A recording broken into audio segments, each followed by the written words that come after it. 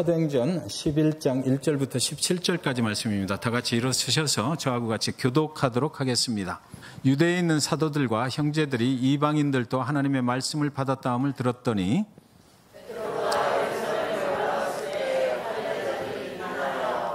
이르되 네가 무할례자의 집에 들어가 함께 먹었다 하니 이르되 내가 요빠시에서 기도할 때 황홀한 중에 환상을 보니 큰 보자기 같은 그릇이 네 귀에 매여 하늘로부터 내려 내 앞에까지 드리워지거늘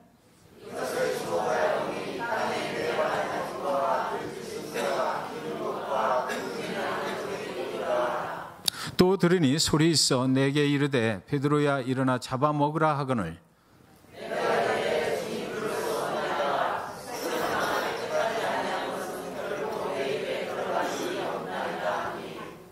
또 하늘로부터 두 번째 소리 있어 내게 이르되 하나님이 깨끗하게 하신 것을 네가 속되다고 하지 말라 하더라.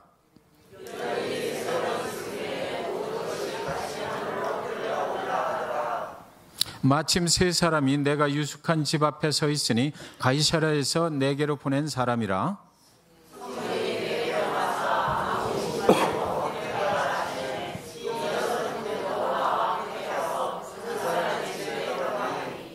그가 우리에게 말하기를 천사가 내 집에 서서 말하되 네가 사람을 요빠에 보내어 베드로라 하는 시몬을 청하라.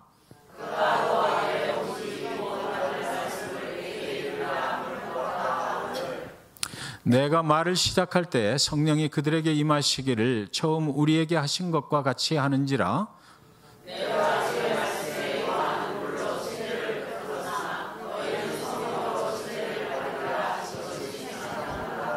다 같이요. 그런즉 하나님이 우리가 주 예수 그리스도를 믿을 때에 주신 것과 같은 선물을 그들에게도 주셨으니 내가 누구이기에 하나님을 능히 맡겠느냐 하더라. 제가 요즘 읽고 있는 책들 중에 신도 버린 사람들이라는 책이 하나 있습니다. 영어 제목은 Untouchables 이렇게 돼 있는데 세상으로부터 완전하게 소외가 돼서 완전하게 격리가 돼서 우리가 도저히 접근이 가능한 사람들이 지구상에 살고 있다라는 거죠. 인도에 전해 내려오는 한 신화를 이 책에서는 소개를 하고 있습니다. 한 어린 소년이 왕궁에서 살고 있었어요. 그 왕궁에는 많은 왕자들이 있었습니다. 그 왕자들은 매일같이 좋은 스승을 모셔다 놓고 여러 가지 학문을 배우고 또 활쏘기도 배우고 여러 가지 기술을 또 배우는 것입니다. 그런데 이 소년은 같은 왕궁에 살고는 있었지만 그 소년들과 같이 그런 학습을 할 수가 없었어요. 그들이 너무나 부러웠던 것입니다. 그런 교육을 받고 싶었어요. 그 소년이 하루는 좀 그들이 교육을 받는 그 방으로 몰래 가까이 가서 가만히 엿듣는 것입니다. 그런 일들이 계속이 되다가 어느 날 그 왕궁을 경호하는 군인들한테 잡혀가지고 내가 한 번만 더 이러다가 발각이 되면 내가 내 목을 치리라 이래버리는 것이에요. 그런데도 이 소년이 그것을 포기할 수가 없었습니다. 그래서 어떻게든 내가 왕자들이 배우는 것을 나도 배워야 되겠다. 그래서 계속 숨어서 살금살금 가서 배우고 또 집에 오면은 집에서 밤중에 열심히 오늘 배운 것을 자기 나름대로 기록해 놓고 또 복습하고 그러기를 얼마 동안 계속하다가 어느 날 그 왕자들에게 활쏘기를 가르쳐 주는 거예요. 그래서 멀리서 그것을 보고 그대로 머릿속에 입력을 해버렸습니다. 그리고 집에 와서 혼자 활을 만들어가지고 열심히 활쏘기를 연습을 했어요. 그런데 그 스승이 어느 날 이렇게 왕궁의 그 뜰을 이렇게 걸어 다니는데 갑자기 산에서 내려왔는지 사슴 한 마리가 날쌔게 도망쳐서 그 왕궁을 지나가는 것이에요. 그런데 저쪽에서 갑자기 활을 당기는 소년이 있는데 그 소년이 바로 그 소년이었습니다. 몰래 와서 이렇게 보던 그 소년이 활을 탁 당겼는데 그 사슴이 그 소년이 쏜 그 활에 맞아서 쓰러져 버리는 것입니다. 그래서 이 스승이 그 소년을 불렀어요. 네가 도대체 누구냐 하고 이렇게 물어보니까 그 소년은 인도 사이에서 완전하게 격리되어 버린 불가촉 천민의 아들이었던 것입니다. 그래서 그 왕궁에서 살고는 있지만 그 왕궁에서 온갖 더러운 일, 인간이 손을 대기도 힘든 이런 일들만 하고 살아가는 집안의 아들이었던 것이에요. 인도에서 해마다 하루를 정해서 스승에게 감사를 드리는 날이 있다고 그래요. 그래서 그 학생들이 이제 스승에게 어떤 선물을 드리는 날이 있다고 그럽니다. 그래서 이 소년이 혼자 생각하기를 내가 직접 배운 것은 아니지만 그래도 저분이 가르치는 것을 내가 옆에서 이렇게 훔쳐들어서 나도 배웠으니까 나도 저분의 제자다. 그러면 나는 이제 저 스승의 날에 저 스승한테 무엇을 드릴까 이렇게 고민을 하다가 그 스승 앞에 나가서 이야기를 하는 것입니다. 스승님, 제가 스승님이 가르쳐주는 거 잘 배웠기 때문에 너무나 감사해서 제가 이제 제 몸을 스승님의 노예로 드리겠습니다. 그러니까 스승이 가만히 생각을 하더니 뭐라고 그러냐면, 아니야, 나는 네 몸을 노예로 받을 수가 없어. 그러니까 너는 이제 내가 받기를 원하는 것이 있는데 그것을 나에게 주면 돼 라고 말하고서 뭐라고 그러냐면 내 엄지손가락을 내가 받기를 원해. 그래서 그 스승의 날에 이 소년이 자기의 오른쪽 엄지손가락을 잘라서 피가 뚝뚝 떨어지는 그대로 그 스승님께 드렸다고 그래요. 이 엄지손가락을 잘라버리면 화를 더 이상 쏠 수 없게 된다는 것을 그 스승이 알고 그것을 요구했던 것입니다. 인도에서 자라고 있는 어린이들은 이 지금 소개해드린 이 신화를 계속해서 반복 학습을 하면서 배우면서 그 불가촉 천민들은 도저히 우리와 가까이 할 수 없는 그런 사람들이다라고 어려서부터 그런 교육을 받고 자라난다는 것입니다. 그러니까 그 인도 사회 속에서 지금은 많이 완화가 됐지만 그럼에도 불구하고 그들은 복음으로부터 완전히 소외된 사람들이고 세상으로부터 완전히 소외된 사람들이고 격리된 사람들이고 사회 속에서 완전하게 격리되어 버린 그런 사람들, 그런 그룹이 이 지구상에 아직도 살고 있다는 것이에요. 왜 그러냐면 그들이 믿는 신 푸르사라고 하는 그런 신이 있는데 기원전 1000년경에 그들이 믿는 것은 이 푸르사가 자신을 희생함으로 인해서 인간이 창조가 됐다 이렇게 믿어요. 그래서 이 사람들이 믿는 것은 그 푸르사가 죽을 때에 그 푸르사의 입은 선생을 만들었다. 그리고 또 푸르사의 팔은 군인을 만들었다. 푸르사의 허벅지는 상인 계급을 만들었다. 그리고 그의 두 발은 노예를 만들었다. 그래서 그렇게 인간이 창조됐다라고 그들이 믿는 것이거든요. 그런데 이 사람들 중에도 들지 못하는, 신이 버려버리고 신으로부터 창조되지 못한 한 인간 그룹이 있는데 그 그룹들이 바로 불가촉 천민 그룹이다라는 거죠. 그러니까 이 불가촉 천민 그룹에 속하게 되면 태어날 때부터 완전히 세상으로부터 소외된 그룹으로 평생을 살 수밖에 없다라는 것입니다. 그래서 인도인들이 그들이 읽는 경전이 있는데 그 경전을 베다라고 불러요. 그런데 이 베다로 말미암은 불가촉 천민에게 적용되는 룰을 하나 만들어 놨는데 불가촉 천민이 베다 경전을 읽으면 귀에 난물을 부어버려라. 불가촉 천민이 베다를 암송하면 그 혀를 잘라버려라. 불가촉 천민이 베다를 기억하면 몸뚱이를 둘로 가를 것이요. 라고 그 룰에는 그렇게 기록이 되어 있다고 하는 것입니다. 세상에 우리가 아무리 복음을 들고 나가도 untouchables, 우리가 접촉하기가 어려운 그런 사람들의 그룹이 아직도 세상에는 존재를 한다는 것입니다. 주님이 십자가에 죽으실 때 온 인류를 위해서 죽으셨는데도 불구하고 주님 예수 그리스도의 그 복음이 들어갈 수 없이 완전하게 막혀버린 그런 사람들이 있다라고 하는 거예요. 저와 여러분을 주님께서 택하셔서 이제 예수 그리스도의 복음을 듣게 하고 구원의 방주 속으로 들어오게 하고 그리고 나서 지금 우리에게 아직도 복음이 세상 땅끝까지 전해져야 된다라고 말씀하실 때 우리 머릿속에 어떤 사람들이 생각나야 되느냐? 우리 안에 있는 사람들, 아직 예수 그리스도를 모르고 살아가는 사람들 뿐만 아니라 오늘 소개해드린 이런 그룹들에게도 우리가 어떻게 하면 나를 구원하신 그 주 예수 그리스도의 복음을 전파를 해서 그들도 자유를 누리면서 살아갈 수 있게 할까? 영원한 생명을 그들에게도 줄 수가 있을까? 우리는 이런 생각을 해야만 된다는 것입니다. 우리가 오늘 하나님의 말씀을 대할 수 있다는 것은 그래서 참으로 축복된 것이죠. 그 사람들은 그 성전을 그들이 믿는 것도 잘못된 것이지만 그들이 믿는 그 신의 경전을 읽을 수도 없고 읽다가 목이 잘리고 혀가 잘리고 이럴 수밖에 없는 그런 환경 속에서 살아가고 있다는 것을 생각해 보면 우리가 하나님의 말씀 속에 들어갈 수 있고 그 말씀을 배울 수 있다는 것은 참으로 축복된 것입니다.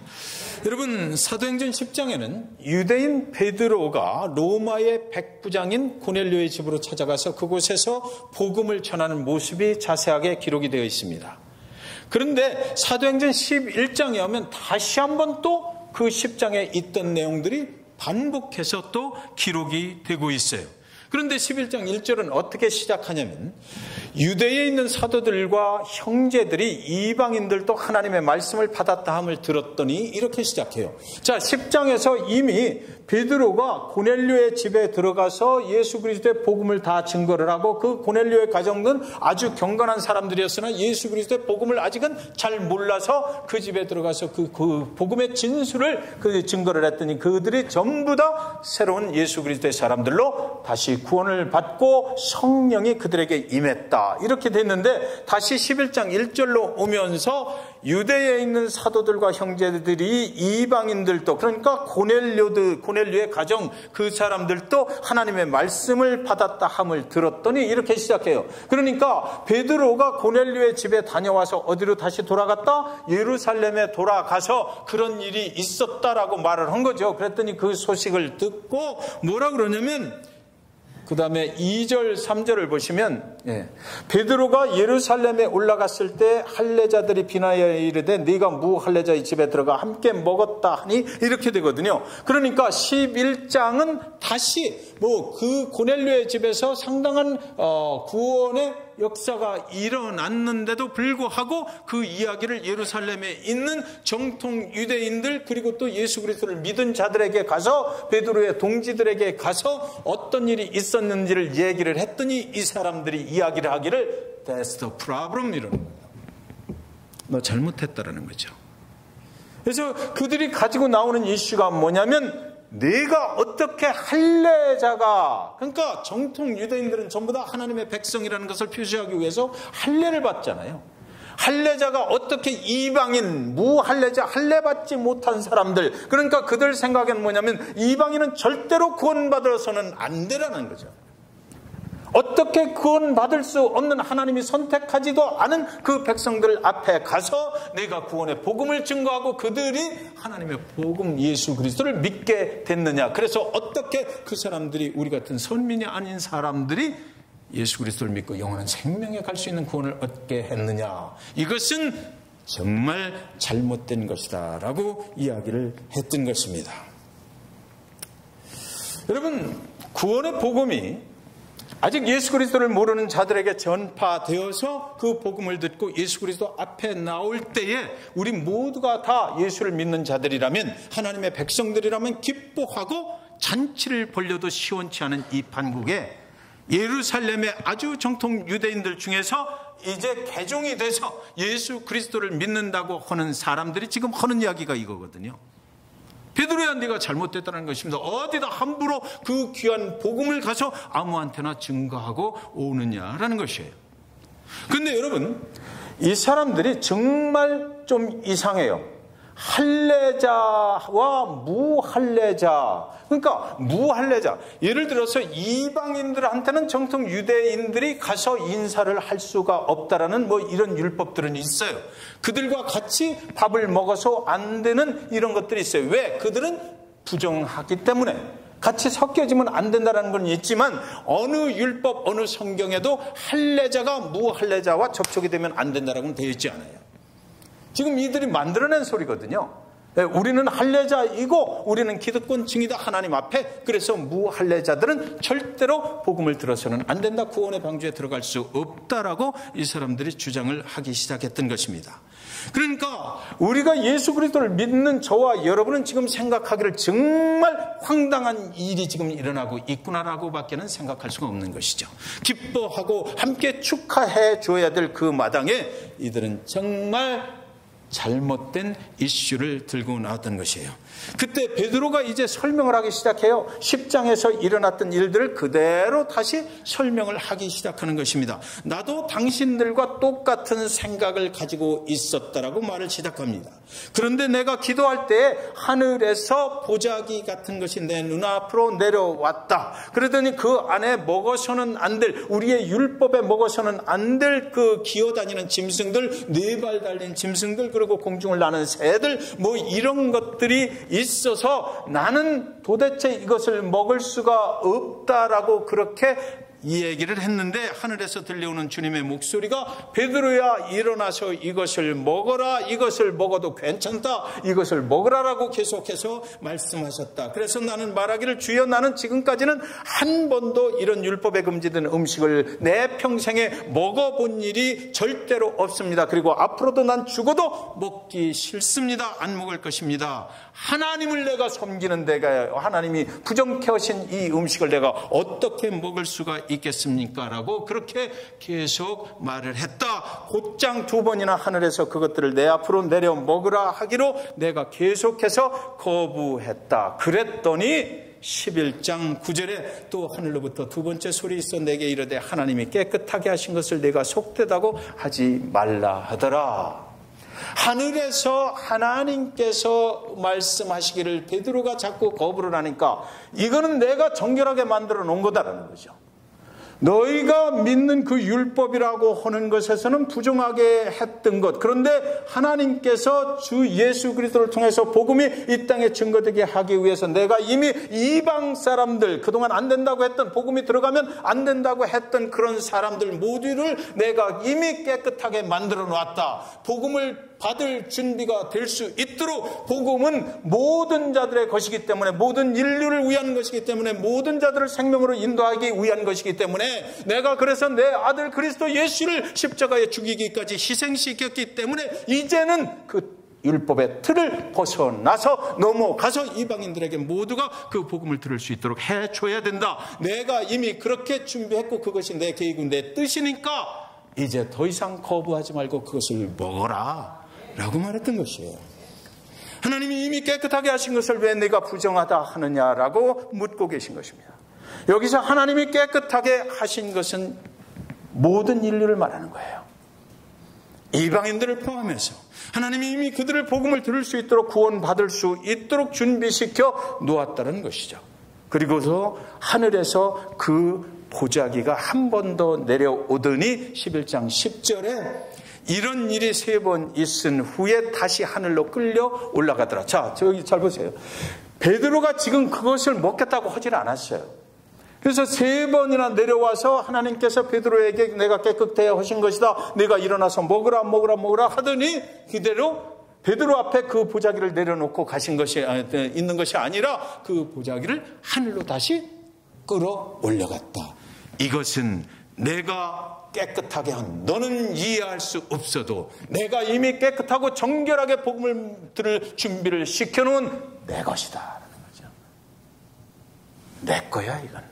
내가 함부로 할 수 없도록 내가 이미 내 소유로 만들어 놓은 이방인들이다라는 것입니다. 그러니까 복음은 유대인들의 것만이 아니고 온 인류를 위한 것이다. 그것이 하나님의 뜻이다라고 분명하게 말씀을 하시는 것입니다.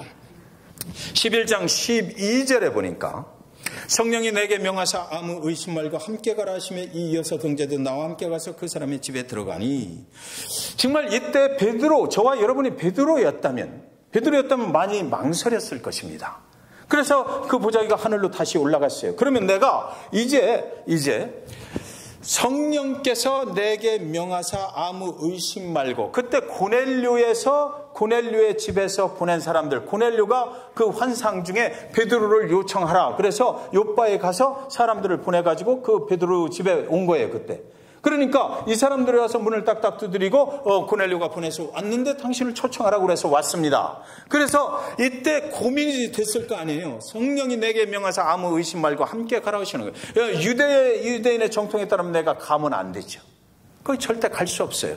그런데 내가 그동안 경험했던 하나님, 내가 경험했던 성령, 내가 그동안 오순절 사건으로부터 성령이 나에게 임하고 그때 무슨 일들이 일어났던가, 각 나라 말로 방언이 터지고 성령이 불같은 불의 혀같이 갈라지는 그 상황 속에서 3,000명, 5,000명의 침례를 받고 예수를 믿겠다고 했던 그날의 기억들, 그리고 베드로가 담대하게 예수 그리스도의 복음을 증거해서 수많은 사람들이 예수 앞으로 나왔던 그런 것들을 기억할 때 내게 지금 말씀하시는 이 성령의 명령을 내가 거역할 수가 있겠느냐라는 거죠.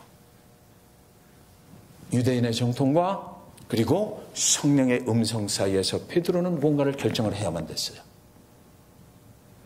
함께 가라. 그들과 함께 가라. 그들을 외면하지 말라. 그들을 소외시키지 말라. 내가 만들어서 보낸 것이니까 너는 같이 가서 그 사람의 집에 들어가라. 이렇게 말씀하셔서 베드로는 이제 순간 망설였을 것입니다. 그러나 그 하늘에 들려오는 성령의 음성을 거역할 수가 없었어요. 율법을 선택한 것이 아니라 베드로는 하나님의 성령의 인도함을 선택했다는 것이죠. 우리가 신앙생활을 하면서 그래요. 나는 전통에 매여 있을 수 있어요. 과연 내가 그동안 해보니까, 내가 신앙생활을 한 그것을 그동안 보니까 이렇게 하면 절대 안 돼. 이렇게 해가지고는 안 되는 거야. 저 사람은 절대 안 돼. 저런 경우는 안 돼. 교회는 이렇게 돼야만 되는 거야 라고 말할 수 있어요. 그러나 우리는 항상 그렇게 말할 때 또한 우리 안에 들어오신 이 성령께서 말씀하시는 소리도 동시에 일어난다는 거죠. 네가 갈 거야? 안 갈 거야? 하나님의 뜻은 무엇인가? 우리가 어떤 인생의 길을 신앙생활 가운데 선택을 해야 될 때 우리가 그래서 중요하게 생각해야 되는 것은 내 자신의 생각이나 내가 가지고 있던 어떤 백그라운드나 내 아이디어가 아니고 누구를 바라봐야 된다? 하나님 성령이 원하시는 것은 무엇이냐? 그래서 하나님께서 말씀하시는 쪽으로 내 인생의 길을 결정을 하고 그 길을 가야 된다는 것이에요. 성령께서는 그냥 우리 안에 들어와 계신 것이 아니고 성령이 하시는 일은 무엇입니까? 하나님을 믿는 백성들이 하나님이 원하시는 인생을 살아갈 수 있도록 그 길로 인도해 가시는 분이 성령님이시거든요. 네. 그러니까 무슨 결정을 할 때 보면 꼭 성령께서 우리에게 말씀하시길 원하셔요. 우리는 알아. 이 길이 하나님께서 원하시는 길이구나. 이 길이 나의 생각에 멈추는 그런 길이구나 라는 것을 알아요. 그때 우리가 갈팡질팡할 것이 아니라 그럴 수 있겠지만 그러나 믿는 자들은 성령의 음성을 따라가야 된다는 것입니다. 그가 성령의 음성에 순종해서 이방인 고넬료의 집으로 들어갔어요. 그곳에 고넬료의 가족들과 그의 친구들이 그를 기다리고 있었습니다. 왜 나를 불러왔느냐고 물었더니 고넬료가 말하기를 뭐라 그러냐면 그가 하나님을 알고 살아가던 며칠 전에 환상 중에 당신을 데려와서 우리 집에서 수요일날 말씀드렸던 것처럼 복음 부흥회를 해라. 그러면 그가 구원에 대해서 얘기해 줄 것이다. 예수 그리스도를 통해서 구원을 받을 수 있는 길을 말해 줄 것이다 라고, 그래서 당신을 내가 여기까지 모셔온 것입니다. 그러니까 우리에게 주님의 복음을 증거해 주십시오라고 말한 거예요. 구원의 복음이 이방인에게 증거되는 순간인 것이죠. 그때 베드로는 기억했을 것입니다, 여러분. 무엇을 베드로가 기억했느냐 그러면 사도행전 1장 8절에 오직 성령이 너희에게 임하시면 너희가 권능을 받고 예루살렘과 온 유대와 사마리아와 땅끝까지 이르러 내 증인이 되리라 하시니라. 예. 사도행전이 시작되면서 나오는 말씀이죠. 여러분, 근데 우리말 번역이 정말 저는 저 마음에 안 드는 단어가 하나 있어요. 왜 그러냐면 땅이라는 단어입니다. 땅 끝까지 이르러 내 증인이 되리라 이래 버려가지고 저기 보면 사람들이 생각하기를 뭐라고 그러냐면 우리가 멕시코에 가서 복음을 증거하면 되는 거로 알아. 우리가 잭슨빌의 복음을 증거하면 되는 거로 알아. 잭슨빌이라고는 땅, 대한민국이라는 땅, 어떤 섬, 낙도, 그 땅, 거기 가서 복음만 증거하면 되는 줄 알아. 그런데 이 말씀은 무슨 말씀이냐면 정확하게 말하면 오직 성령이 너희에게 임하시면 너희가 권능을 받고 예루살렘에 살고 있는 모든 자들과 온 유대에 살고 있는 모든 사람들과 사마리아에 살고 있는 모든 사람들과 이 모든 하나님이 창조하신 우주 만물 속에 살아가고 있는 모든 사람들까지 이르러 내 증인이 되리라. 그래서 온 인류를 위해서 예수님이 죽으신 거죠. 땅을 위해서 죽으신 것이 아니고. 네. 여러분 여기 아주 귀중한 메시지가 있어요. 네. 여러분 잭슨빌의 복음이 들어왔어요. 잭슨빌의 복음이 들어왔으면 끝난 게 아니죠. 잭슨빌에 아직도 복음은 들어왔지만 이 땅에 사는 많은 사람들은 예수를 믿지 않아요. 미국에 복음이 들어왔어요. 그러나 아직도 이 땅 미국에는 예수 그리스도를 믿지 않는 사람들이 너무나 많아요. 플로리다에 복음이 들어왔어요. 이 땅에 있는 사람들 다 복음을 받아들이고 예수를 영접한 것이 아니잖아요. 그렇기 때문에 오늘 우리 교회 안에도 여러분 교회 안에도 성도님들 중에도 복음은 들었지만 예수를 믿지 않는 성도는 분명히 있다라는 거죠. 그렇기 때문에 오늘 우리가 복음에 집중해야 되고 그 복음을 들고 내 옆에서부터 내 가정에서부터 내 가족에서부터 살펴봐야만 된다는 것이에요. 그것이 바로 저 뜻이라는 거죠. 저거라는 거예요. 모든 사람들이 예수를 믿어야 된다는 거예요. 아직도 예수 그리스도 재림의 날이 우리는 확실히 모르지만 오늘 올지 내일 올지 성경에는 모른다라고 그렇게 우리는 알 수 없다라고 기록이 되어 있지만 예수 그리스도께서 이 땅에 아직도 재림으로 심판자로 안 오시는 이유가 무엇일까요, 여러분? 아직도 우리 중에 믿지 않는 사람이 있기 때문이에요. 아직도 듣는 것을 외면하는 사람이 있기 때문이죠. 저 축복의 말씀, 모든 인류를 구원으로 인도하시고자 하는 그 하나님의 축복의 말씀이잖아요. 저 말씀을 우리는 잘 생각해야 될 그런 필요가 있는 것입니다. 모든 사람이 다 예수 그리스도의 복음을 들어야만 됩니다. 11장 15절에 내가 말을 시작할 때 성령이 그들에게 임하시기를 처음 우리에게 하신 것과 같이 하는지라. 여기 무슨 말입니까? 여러분 하나님 아버지 앞에 순종한다는 것은 굉장히 중요해요. 아까 성령의 음성을 듣고 순종했다고 그러잖아요. 그래서 베드로가 그 6사람과 함께 그 고넬료 집에 들어갔어요. 그래서 고넬료가 당신을 초청한 이유를 말해줬어요. 그래서 이제 부흥회가 시작되는 것입니다. 그런데 여기 보니까 내가 말을 시작할 때 예수 그리스도의 복음을 내가 본 예수 그리스도 그리고 그 그리스도의 죽으심과 부활에 대해서 어떻게 우리가 구원을 받는지에 대해서 내가 시작을 하는 거예요. 예를 들면 사랑하는 여러분, 고넬료 가정의 가족들과 친구분 여러분들, 내가 아는 예수는요 이렇게 시작을 했다라는 거죠. 그 말을 몇 마디 시작할 때 뭐라고요? 성령이 그들에게 임하시기를 처음 우리에게 하신 것과 같이 하는지라. 처음 우리에게 하신 것과 같은 건 뭐예요? 오순절 사건처럼 성령이 불의 혀같이 일어나는 일이 고넬료의 집안에 넘치게 되었다는 거예요. 예루살렘에 있는 유대인들 마가의 다락방에서 그 일이 똑같이 이 고넬료 이방인의 집에서도 일어났다라는 거죠. 그러니까 베드로가 생각을 이게 무슨 일이야? 이게 무슨 일이야? 내가 전혀 예상하지 못했던 그런 일들이 지금 막 일어나는 거예요. 옛날 그 오순절 마가의 다락방에서 일어났던 일과 똑같은 일들이 이들에게도 일어나서 성령이 불의 혀같이 갈라지고 방언이 터지고 성령의 움직임을 알 수가 있었다. 그러니까 그 속에서 베드로가 생각할 수 있는 것은 무엇이었을까요? 이방인들에게도 똑같이 하나님은 역사하시는구나. 구원이라고 하는 것은 유대인들의 것만 아니고 하나님께서 역사하시는 것은 이방인들 모두에게 해당이 되는 것이구나. 그렇게 생각을 했다는 거죠. 베드로가 막 구원의 복음을 증거하려고 입을 뗐어요. 자, 여러분, 우리가 많이 망설여져요. 예수 그리스도를 내가 믿고 많은 간증을 가지고 있지만, 그러나 막상 가서 예수 그리스도를 증거하려고 그러면 많이 망설여집니다. 그런데 오늘 이 말씀은 잘 기억하시기 바랍니다. 내가 가서 저 사람에게 구원의 복음을 증거하려고 말을 시작하면 이미 성령께서 그를 움직여 주신다. 네. 그것이 우리의 문제예요. 말을 안 하려고 하는 거, 그것이. 그래서 우리가 먼저 내가 알고 있는 예수 그리스도에 대해서 말을 시작하면 이미 그곳에 성령께서 역사하셔서 둘 사이의 관계를 부드럽게 만들어주시고 성령이 그 마음을 터치해 주신다는 것입니다. 그러니까 우리는 언제든지 그 준비가 되어 있어야 되겠다는 거죠. 예. 어떤 상황에서 어떤 예수 믿지 않는 자를 만났을 때 우리가 먼저 말을 시작하면 성령께서 도와주실 것이라는 것입니다. 그래서 예루살렘의 마가의 다락방에서 일어나는 오순절 사건과 똑같은 사건이 잭슨빌에도 일어날 거예요. 그죠? 네. 우리 가정들이 또 우리 마켓에서 일어난다는 것입니다.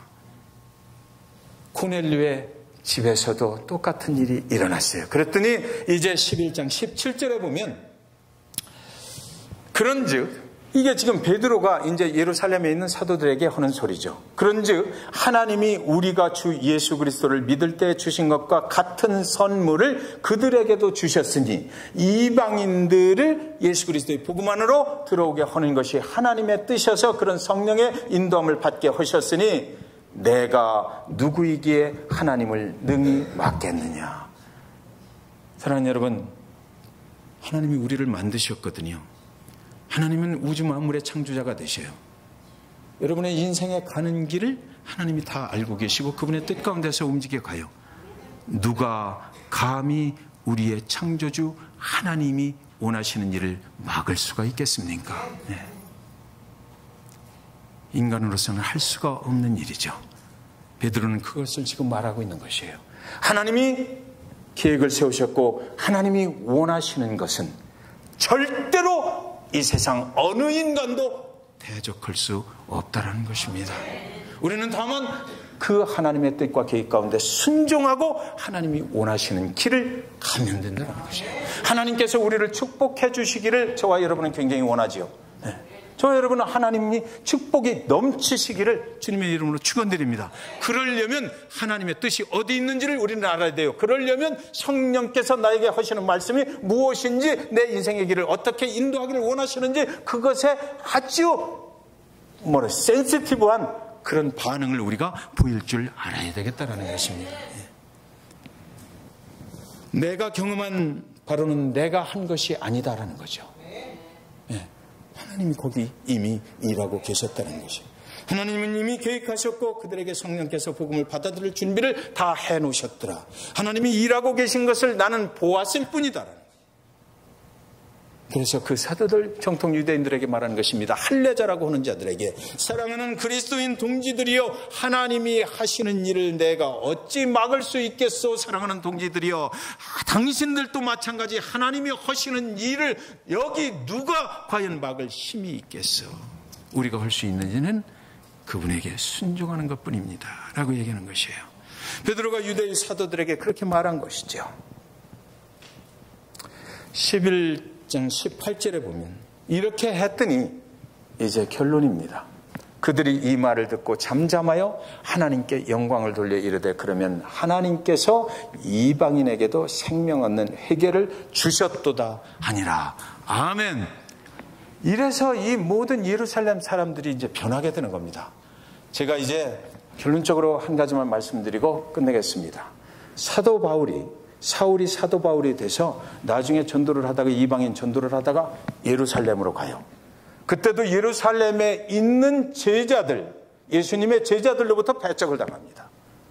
오늘 베드로도 이방인 코넬료의 집에 가서 전도를 하고 그리고 나서 다시 예루살렘으로 가요. 여기서 또 그 원래 정통 유대인 그리스도인들이 된 사람들로부터 비난을 받아요.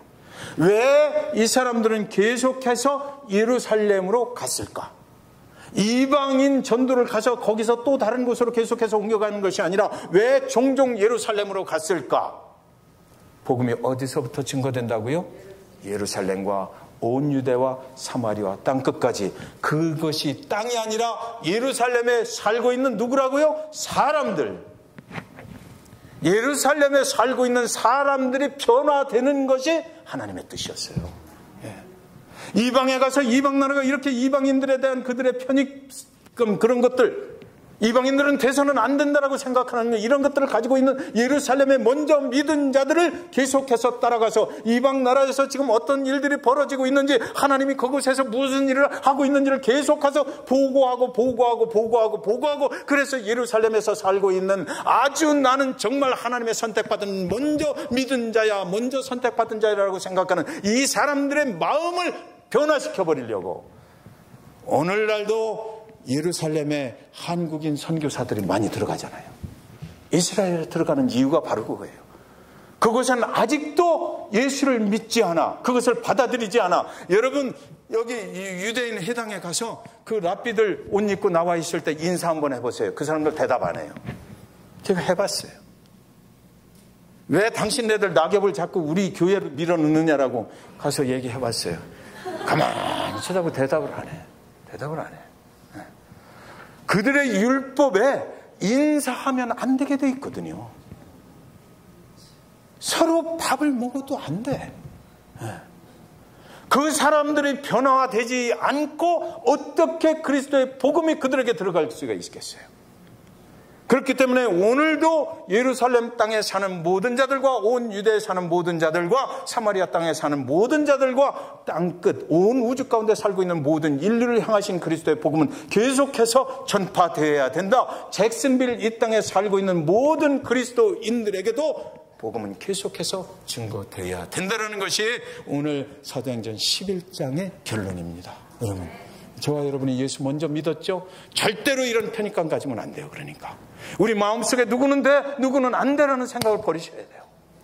그래서 교회는 모든 자들이 올 수 있어야 되고 선택은 그들이 하는 거예요. 여러분, 우리가 그 일을 할 때 오늘 비난했다고 그러잖아요. 뭐 할래자냐 따지고 비난하는 사람들 분명히 생겨요. 그러나 그 비난이 오히려 오늘 사도행전 11장을 만들었거든. 처음에 시작할 때 11장에서 처음에 시작할 때 뭐라고 그랬어요? 그들이 비난하는 것을 변증하려고 베드로가 이런 일들이 일어났다. 이것은 하나님이 하시는 일이지 우리가 하는 일이 아니다라고 해서 복음이 이방인들에게 들어간다는 확증을 거기서 해버리는 거예요. 그러니까 그 사람들이 그 말을 듣고 우리가 잘못 생각했네. 잠잠히 생각하다가 하나님께 영광을 돌려서 하나님께서 이방인들에게도 모든 복음을 증거하게 하셨구나. 우리가 그러면 이제 그 복음을 들고 이방인들에게 나가야 되겠다. 이렇게 되는 거죠. 잭슨빌 중앙침례교회 사랑하는 성도 여러분, 저와 여러분이 이렇게 됐으면 좋겠어요. 그래서 그 복음을 들고 우리 가정 또 우리가 살아가고 있는 이 잭슨빌 그리고 또 플로리다 또 미국 또 나아가서 모든 이방 나라들에게 복음을 증거할 수 있게 되시기를 주님의 이름으로 간절히 축원드리는 것입니다. 기도하겠습니다.